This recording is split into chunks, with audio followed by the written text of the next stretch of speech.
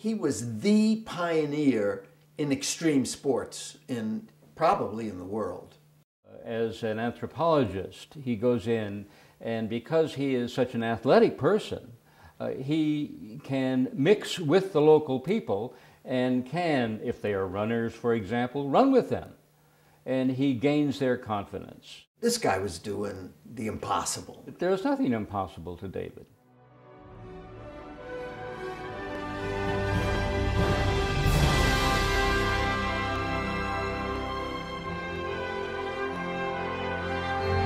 This guy's a living hero, and the thing that fascinated me was the way he debriefed these experiences. He's got a tremendous amount of energy. Having energy and stamina, endurance, and guts, and a lot of other things are what marathon swimmers really have to have. But the ability to energize others, that's what David's great gift is. I'm Bryant Gumbel, along with Bonnie Anderson. And we'll also take a look at a man who makes his living out of putting himself in some potentially dangerous situations. Schizophrenics, bored wager earners, and successful businessmen are all seeking guidance from a man called the king of the risk takers. I could spend the entire segment upcoming identifying the next man because he has done so much. He has literally traveled to the ends of the earth to experience in simplistic terms the high one gets from a physical challenge. Over the last 20 years or so, he has swam the Straits of Gibraltar twice, the first man to do so.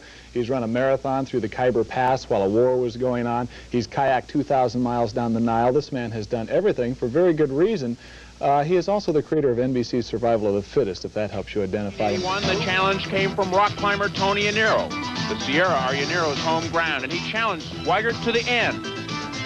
In 1982, Survival of the Fittest traveled 10,000 miles to the South Island of New Zealand, where Kevin Swigert defended his crown against an international field of daredevils. The mountains took their toll. Tony Aniro went down to crashing defeat. Here, more fearless men dared gravity in near free falls, flung themselves down mountainsides, and leaped with abandon. And right now, as fate would have it, the man who stages Survival of the Fittest, David Smith, is in Australia. David, welcome to the show, and tell me, what kind of sadist are you? I'd like to stretch back the limitations and find out really how far you can go. David Smith is an explorer and world record holder. He was the first person to swim from Africa to Europe. He kayaked 2,000 miles down the Nile. He has trekked the Sahara solo, climbed the Matterhorn, explored the East African bush, and paddled the Amazon River, all to push back physical, psychological, and cultural limits. I want to test myself. And it's a wonderful feeling to not only think of the idea and prepare for it, but to go out and have the experience. Most of David's exploits to exotic places around the globe might seem like risky business to you or me, but he's got a different perspective on it. To do something impossible just stimulates me.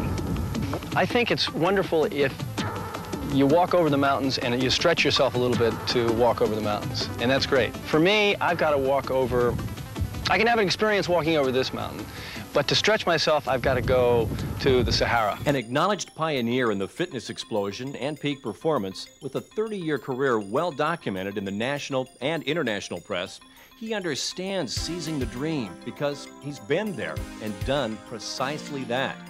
Often called the real-life Indiana Jones, David is a faculty member of Stanford University's Executive Management Program and is the author of 3 books on fitness, personal performance, and managing change.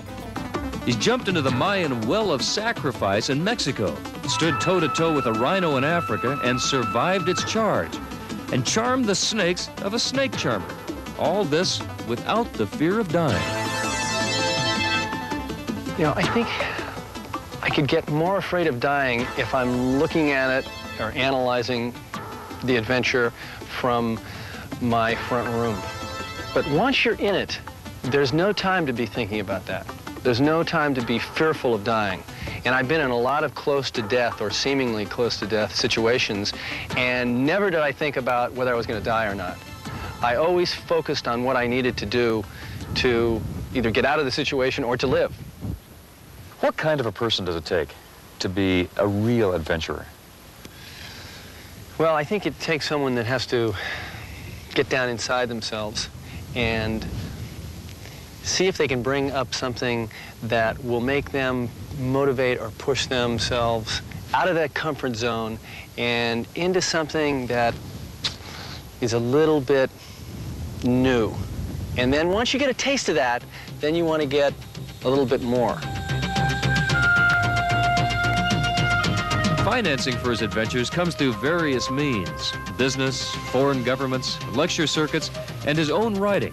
David's a published author and has created workshops and adventures to reach other people about the value of taking chances. I think overall, the fact that I'm part of people understanding that they can go out and be an athlete is as rewarding as any one of the individual adventures. And that really means a lot to me.